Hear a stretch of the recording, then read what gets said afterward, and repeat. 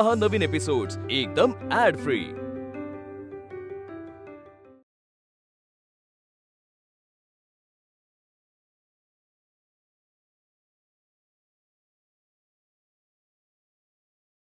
बयो गो बयो, घे हो लाडू, तोंड गोड करून घे।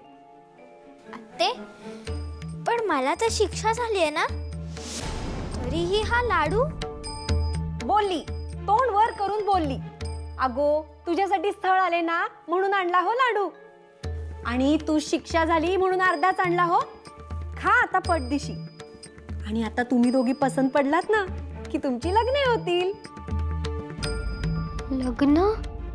हो, म्हणजे तुझं लग्न झालं ना की तू हे घरच काय, तुझी आई नाना तुझी भावंड आम्हा सगळ्यांना सोडून कायमचं तुझ्या नवऱ्याच्या घरी जाऊन राहावं लागणार आहे। काय? हे घर सोडून जावं लागणार मला?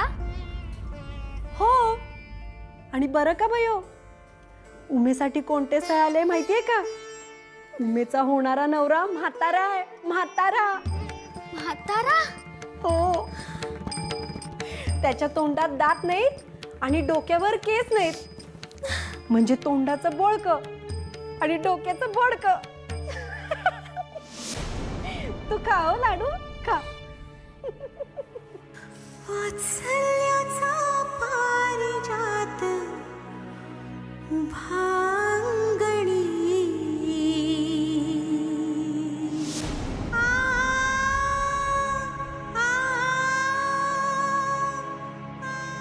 उमे, अगो उमे, माझी भविष्यवाणी खरी ठरली, आळवावरचे पाणी घरंगळले।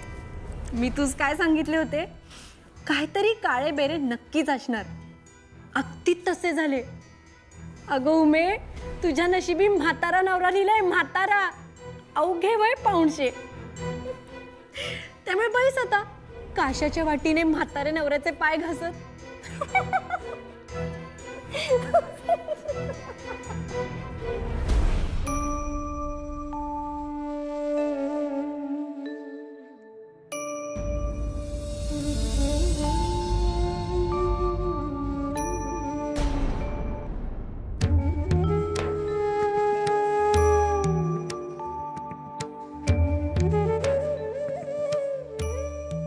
जवळच्याच दुःख होत असेल तर त्यांची आसवे पुसावीत, पदरात निखारे ओतू नयेत। जे तिला मिळणार आहे ते आपल्याला मिळाले नाही या जाणीवेने जळतेस तू।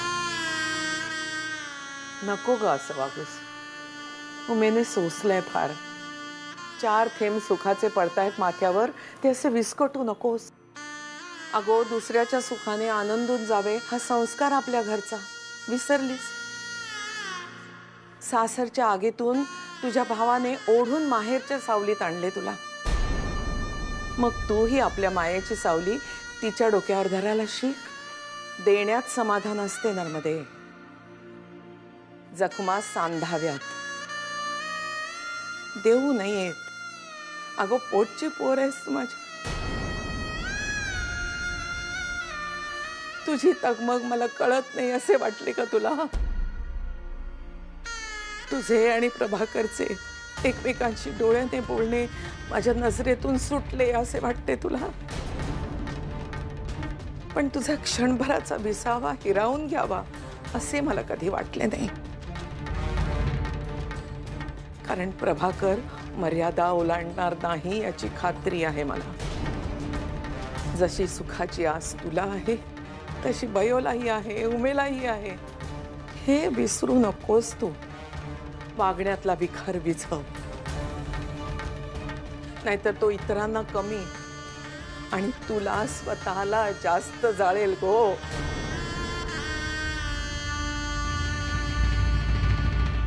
हे बघा, शेतावरची सगळी कामं तुम्ही गाड्यांकडून करून घ्या, मी मस्त इथे नदीवरती थांबतो। अरे वा, अरे वा, हे असं नाही चालायचं। कंटाळा तर मला जास्त आलाय तुझ्यापेक्षा, मला काय माहित नाही, मी इथे थांबणार नदीवर। अरे पण भाऊ, कंटाळा आला आधी मी म्हणालो ना, मीच इथे थांबणार। पण जास्त कंटाळा मला आलाय ना। नाही नाही, मीच थांबणार। अरे अरे अरे भांडताय कशाला, सगळ्यांनाच कंटाळा आलाय। आपण असे करू, तिघही इथे नदीकाठी थांबू. हे छान. सदाशिव भाऊ, सदाशिव तुम्ही इथं आहे हो. मी केवढा शोधला तुम्हाला. हे काय आधी पहिला लाडू खावा. लाडू लाडू कसले? अहो आमच्या सदाशिव भाऊंचा लगीन ठरला. अरे भाऊ घ्या आधी तुम्ही खावा, नाहीतर हे चोर माटकावतील. अहो लगीन ठरला तुमचा, म्हणजे बघण्याचा कार्यक्रम उद्या आहे. काय समजलं? पण तो नावापुरता. अहो नशीब काढला तो, लय गुणाची पोर आहे. बाळकू काका, आता रात्रीच्या अंधारात माडीवर जाताना पंचायत नाही आमच्या भाऊची, कारण आमची 1.5 बयोवहिनी असेल ना त्याच्या सोबतीला.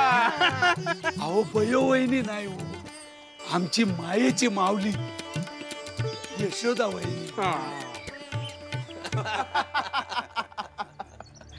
आणि हो, दोन्ही मुलींना पाहण्याचा कार्यक्रम उद्या काकांच्या उपस्थितीतच उरकून टाकू. हो हो, उद्या वल्लभपंत देखील येत आहेत बघायला, असे काकांचे सांगणे. तुम्ही निश्चिंत राहा, सगळी व्यवस्था चोख करून ठेवतो. तुम्ही ठीक तयार असाल हो. नाही पण तुमच्या मुलीने, बयोने, तिने काही उपद्व्याप केला नाही म्हणजे मिळवले तर. आणि हो नारायणराव, एकदा तुमच्या मंडळींना सांगून चांगली समज द्या तुमच्या बयोस. नाही, मुलीच्या जातीला इतका द्वाडपणा शोभत नाही. तुमचीच शोभा व्हायची गावात. काय मी त्याला कालच इंगा दाखवलेला आहे. हो ना. ते बरे केले. बरे, मुली पसंतीस उतरल्या की खरे गुरुजींकडून लग्नाचा मुहूर्त काढून लग्न ठरवून टाकू. हो तर म्हणजे पुढच्या तयारी सगळ्यांना लागाव्यास बरे. अगदी अगदी. हो चला, निरोपाचे आमचे काम झाले. येतो मंडळी, चला निघूया. हो हो हो, निघालोच आम्ही. या या या येतो.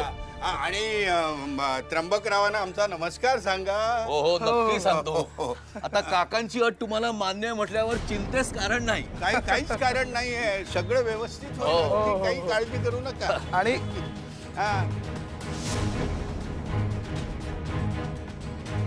कपाळ कुठे तुझं? हे काय हा इकडे. सुखेरा.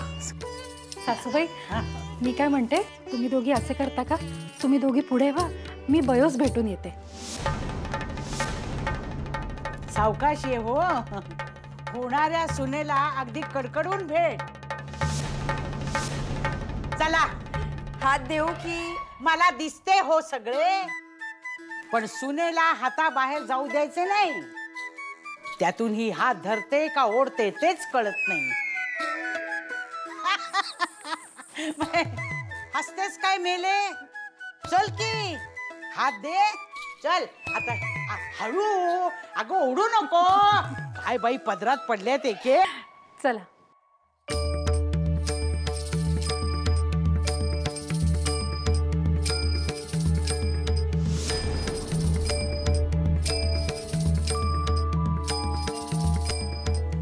काय झालं राधाबाई? बयो आहे ना घरात? हो आहे ना, या ना. येते हो.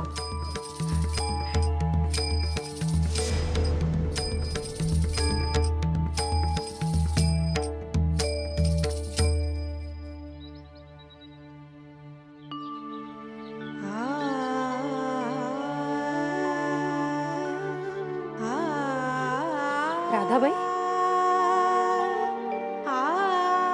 खरे सांगा, काय झाले? मगापासून अशा भांबावलेला का दिसताय तुम्ही? भयो वरच्या खोलीत आहे. मग तिला वरच्या खोलीत कोंडून ठेवले हो. काय? पण का? काल रात्री इमामवाड्यात गेली म्हणून बापूंनी शिक्षा केली आहे तिला. अगं बाई, मी स्वतः तिला खोलीत कोंडून आले हो. असे होय? तुमच्या मनीची खदखद त्या लहानग्या जीवावर काढलीत तुम्ही. राधाबाई, खरे सांगा, तुम्ही शिक्षा बयोस केली, परंतु तुमच्या जीवाचा कोंडमारा होतोय, खरे ना? कारण बयोस केलेली शिक्षा सर्वार्थाने तुमच्या मनास पटत नाहीये. परंतु काय करणार, बाई असल्यामुळे ह्या गोष्टीचा विरोध काय, साधे मतही मांडता येत नाहीये तुम्हास. आणि म्हणून ही खदखद अशा पद्धतीने लहानग्यांवर निघते. नकळतपणे त्यांच्यावर अन्याय करतो आपण, आणि या गोष्टीचा जास्त त्रास होतो जीवास. खरे ना? होय हो. एका आईस आपल्या मनीची व्यथा मांडण्यासाठी माध्यम म्हणून आपल्या मुलांचा वापर करावा लागतो. यापेक्षा मोठे दुर्दैव ते काय? आपल्या हाती काय आहे हो? मोकळेपणाने काही सांगायला जावे तर अगोचरपणाचा ठपका माथी बसायचा. खरे तुमचे, परंतु एक सांगू, माझ्या मुलांवर राग काढण्याचे आणि काही अघटित घडलेच माझ्या हातून तर अगदी मनापासून मोकळेपणाने क्षमा मागते मी त्यांची. अगं बाई, मुलांची क्षमा? पण अशाने मुले शेफारणार नाहीत का? मुळीच नाही. अहो, मुलांची क्षमा मागितल्याने आपण लहान का होतो? उलट यामुळे मुलांना एक वेगळी शिकवण मिळते. आणि खरे सांगू का, आपल्या मनावरचे ओझे हलके होते, मनात समाधान मिळते याने. अगदी बरोबर म्हणताय हो तुम्ही. या ना, चला.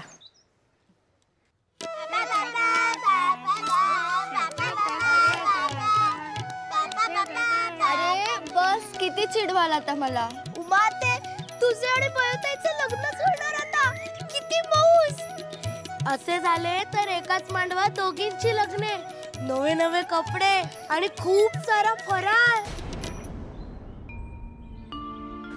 उमा ते पण तू रडतेस का ग? घर सोडून जावं लागणार म्हणून तुला रडायला येतंय का? म्हणजे लग्न झाल्यावर उमा ते सोडून जाणार? अगं, तुला एवढेही ठाऊक नाही. तुझे लग्न झाले की तुलाही तुझ्या नवऱ्याच्या घरी जावे लागणार. मी नाही जाणार आणि तुलाही नाही जाऊ देणार. ए वेडाबाई, अगं असं काय बोलायचं? मुलीसाठी नवऱ्याचं घर हेच स्वर्ग असतं. आता कसे?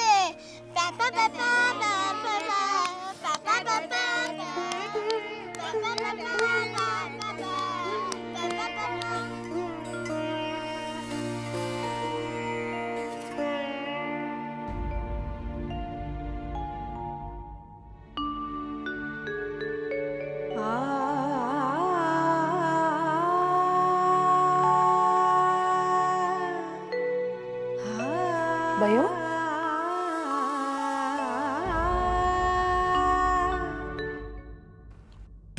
इकडे ये.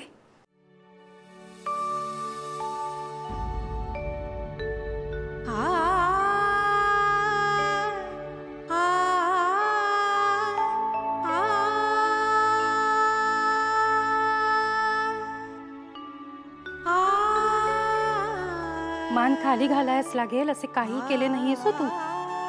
अगं खरेच सांगते, उलट मला तर तुझे कौतुकच वाटते बाई. आमच्यात नाही हो एवढे धाडस. अगं बघतेस काय, खरेच सांगतेय. बरे, तुझ्यासाठी काहीतरी आणले आहे, बघ आवडते का?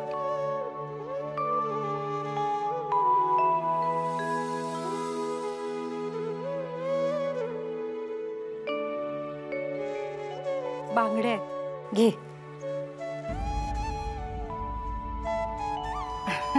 अगं बघतेस का आईकडे? आता मी सुद्धा आईच आहे हो तुझी. सांगू, मला माझ्या सासूबाईंनी दिल्या होत्या माझ्या लग्नात, आणि आज ह्या मी तुला देते. आवडल्या?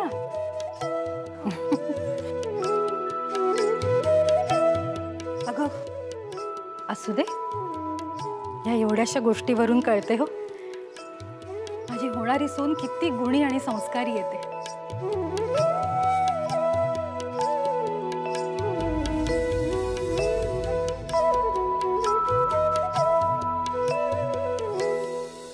बापू बापू बापू एक विचारायचे होते. कान्यांची अट तुम्ही मान्य का केलीस हेच विचारायचंय तूस?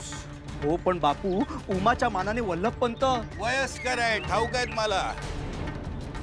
ये चल. अहो पण बापू उतावळेपणानं निर्णय घ्यायला माझं पोरवय नाहीये. उमा माझ्या पोटची पोर आहे समजलास. 14 वसरलं तरी अजून तिला बघायला स्थळ येत नाही कारण तिच्या गालावर डाग आहे आणि जे स्थळ येतं ते आल्या पावली परत फिरतं. मान्य आहे पण त्र्यंबक काकांनी भलतीच आगळी केली आहे असं नाही का वाटत तुम्हाला? आपल्या बयोचा हूडपणा पोटात घालून त्यांच्या सदाशिव बरोबर ते सोयरीक जुळवून द्यायला तयार झाले. यात आपण त्र्यंबकरावांचे आभार मानायला हवेत. वर तू त्यांनाच बोलला होतास.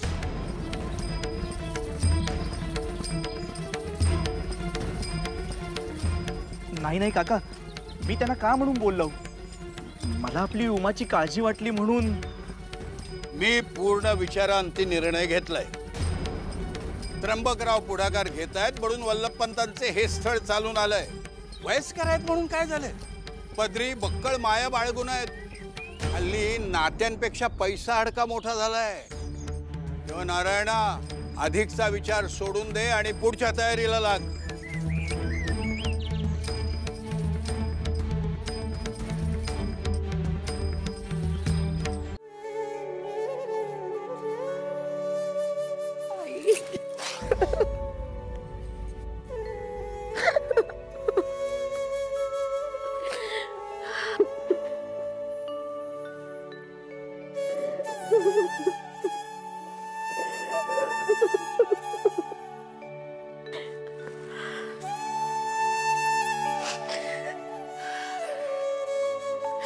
उमे, आयुष्याच्या ठराविक वळणावर प्रत्येक आईस आपल्या मुलीला 4 निगुतीच्या गोष्टी सांगाव्या लागतात.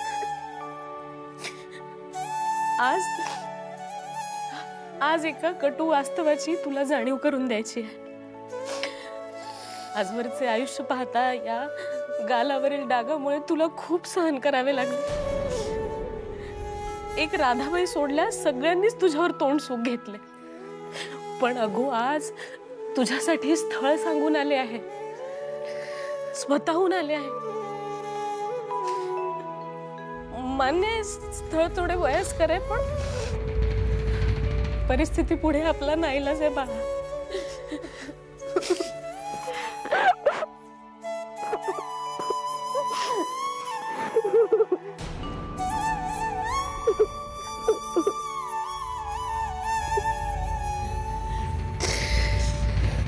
हे बघ, भावनिक विचार न करता जर व्यावहारिक विचार केला तर पुढचं आयुष्य सुखात जाईल तुझं. रोजच्या टोमण्यांपासून सुटका होईल. मान्य आहे स्थळ थोडं वयस्कर आहे पण श्रीमंत आहे. स्पष्टच बोलते. अगो अर्धी लाकडं मसणात गेली आहेत त्यांची. उद्या विधवा जरी झालीस तरी आलवणातील आयुष्य सुखात जाईल तुझं.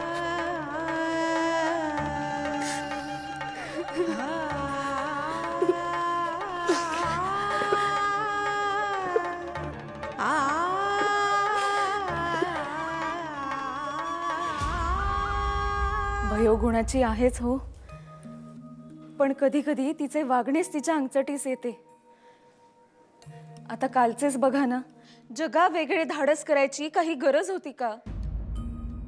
परंतु मला एक सांगा, जर का बयोने हे धाडस केले नसते तर सगुणा गाय घरी परत आली असती नाही ना? आणि धाडसी कामे हे पुरुषांनीच करावी असे कुठे लिहून ठेवले की काय? पुराणातले दाखलेत. सावित्रीने जर धाडस केले नसते तर तिच्या पतीचे सत्यवानाचे प्राण ती वाचवू शकली असती. एकीकडे सावित्रीच्या नावाचे व्रत करायचे आणि दुसरीकडे आपल्यापैकी कोणी धाडस केले तर त्यास अशी शिक्षा करायची. मूग गिळून गप्प बसायला सांगायचे. आणि धाडसाचे म्हणाल तर अधिक उणे सर्वांपाशीच असते हो. फक्त त्याची वेळीच जाणीव होत नाही इतकेच.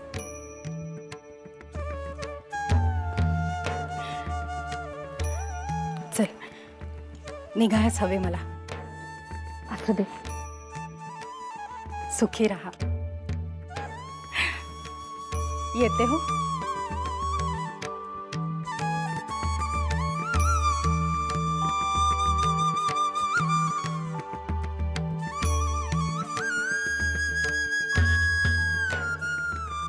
भयो, काल रात्री मी तुला या खोलीत डांबवून ठेवलं त्याबद्दल मला क्षमा करशील का ग?